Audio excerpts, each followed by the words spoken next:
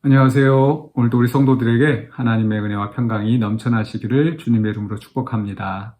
오늘 함께 나눌 하나님의 말씀은 요한계시록 2장 12절로 15절입니다.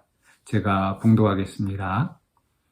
버가모 교회의 사자에게 편지하라. 좌우에 날선 검을 가지신 이가 이르시되 네가 어디에 사는지를 내가 아노니 거기는 사탄의 권좌가 있는데라.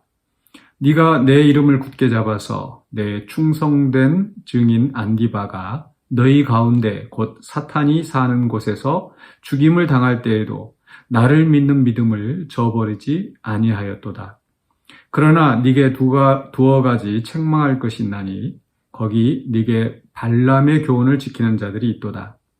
발람이 발락을 가르쳐 이스라엘 자손 앞에 걸림돌을 놓아 우상의 제물을 먹게 하였고 또 행음하게 하였느니라. 이와 같이 네게도 니골라당의 교훈을 지키는 자들이 있도다. 아멘.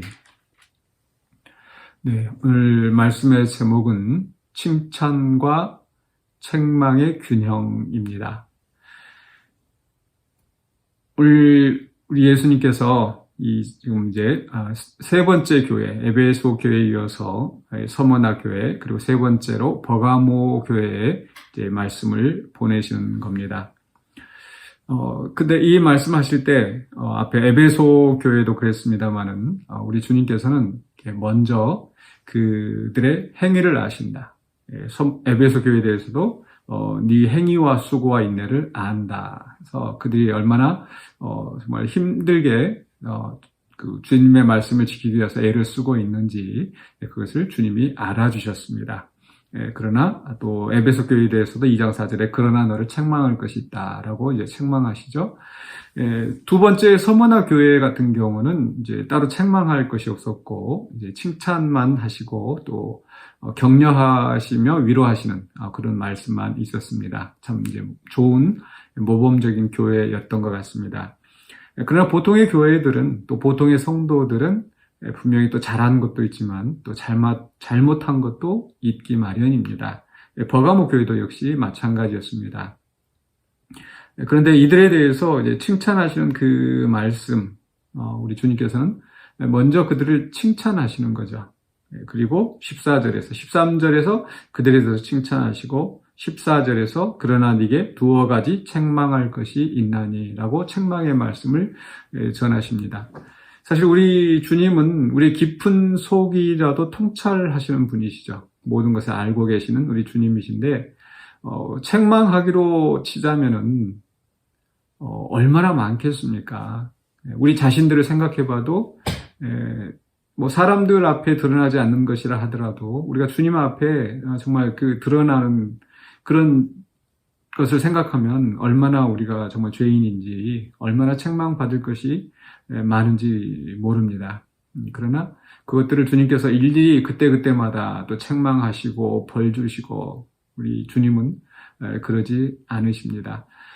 다만 그 잘못된 것으로 인하여서 우리가 정말 믿음에서 떨어지고 더 악한 또 더 어려운 상황으로 빠지게 되지 않도록 마치 부모가 사랑하는 자녀를 징계하는 것처럼 또 책망하고 권고하시는 것이죠.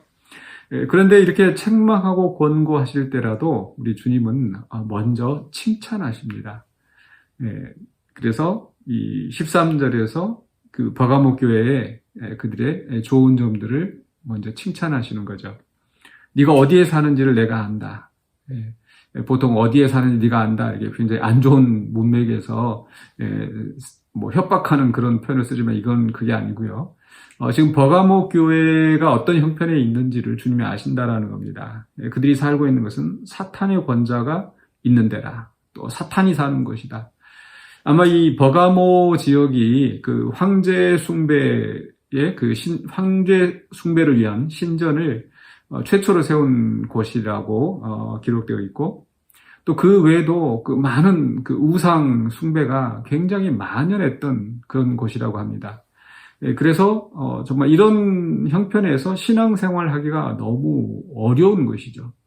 그런 속에서 심지어는 주님이 그 사랑하시는 그 충성된 증인 안디바가 죽임을 당할 때에도 그 사탄이 사는 곳에서 그 우상숭배가 만연하고 이 종교적인 박해가 굉장히 심한 그곳에서 안디바가 죽임을 당할 때도 그 믿음을 굴복하지 않고 믿음을 저버리지 않고 정말 죽도록 충성하였던 서머나 교회 성도들처럼 죽도록 그 믿음의 정절을 지켰던 사람들이 바로 버가모 교회라는 겁니다. 그래서 정말 이들이 얼마나 어렵고 힘들게 그 신앙생활을 하고 있는지를 주님이 먼저 알아주시고 칭찬하는 거죠. 그리고 그 다음에 이제 그들 가운데 있는 문제를 주님께서 지적하시고 책망하십니다. 사실 이런 그 주님의 지혜로운 그 모습을 우리도 이 삶 속에서 잘 적용해야 될 것 같습니다. 사실 우리는 다른 사람의 그 흠이 더 잘 보입니다. 좋은 점보다는. 그래서 우리 주님께서 말씀하신 것처럼 내 눈에 들보는 보지 못하고 다른 사람의 눈에 그 티끌을 보고 있는 우리의 모습. 그러니까 또 다른 사람에 대해서 이 평가할 때도 좋은 평가, 좋은 말을 하기보다는 정말 비난하고 험담하는 그런 말들을 우리가 쉽게 내뱉게 됩니다. 이게 아마 우리의 악한 본성 때문일 것 같습니다. 그래서 우리가 정말 이 주님이 하시는 것처럼 먼저 이 칭찬하고 다른 사람의 장점을 더 말해주고 하는 이런 게 필요하죠. 물론 그렇다고 해서 칭찬만 하고 책망할 것인데 책망하지 않으면 그것도 잘못된 것입니다. 다만 지혜롭게 책망하기에 앞서 먼저 그 상대방의 좋은 점을 보고 그런 점들을 충분히 인정해주고 그랬을 때에 정말 사랑하는 마음으로 이 책망하는 이 책망의 소리를 잘 들을 수 있을 것입니다. 자녀들에 대해서도 마찬가지죠. 혹시 이 말씀을 듣는 우리 성도들, 자녀를 키우는 그런 상황이시라면 이 자녀들에 대해서도 잘했을 때 칭찬해주고 격려해주고 또 잘못했다 할지라도 먼저 또 그 마음을 이해해주고 그 다음에 또 필요한 권면을 하는 것이 정말 지혜로운 부모일 것입니다. 그런데 어떤 부모님들은 자녀들에 대해서 칭찬에 굉장히 인색한 경우가 있습니다. 성적이 예를 들어서 60점에서 70점을 맞았으면 지난번에 60점 맞았는데 70점 맞았구나. 정말 너 열심히 노력했구나.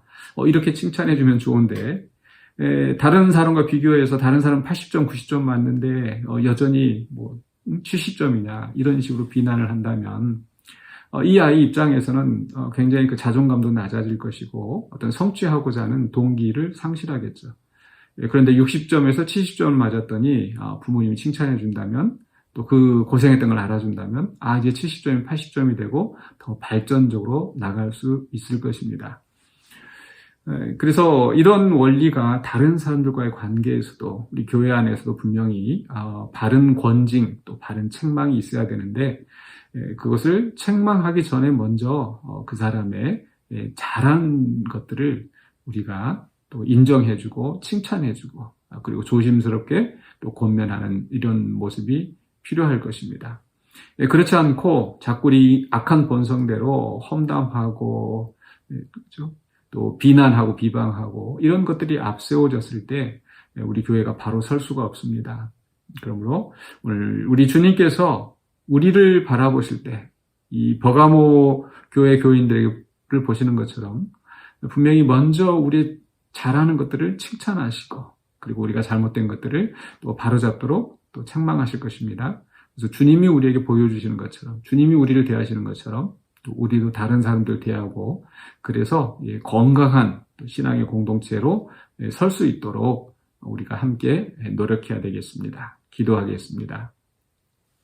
사랑해 주님 은혜를 감사합니다. 우리에게 찾아오셔서 또 우리의 어려움을 아시고 우리의 노력하는 것을 또 칭찬하시며 또 그 가운데 우리가 잘못된 것을 또 말씀으로 깨우치시며 우리를 바른 길로 인도하시는 주님의 사랑을 믿습니다.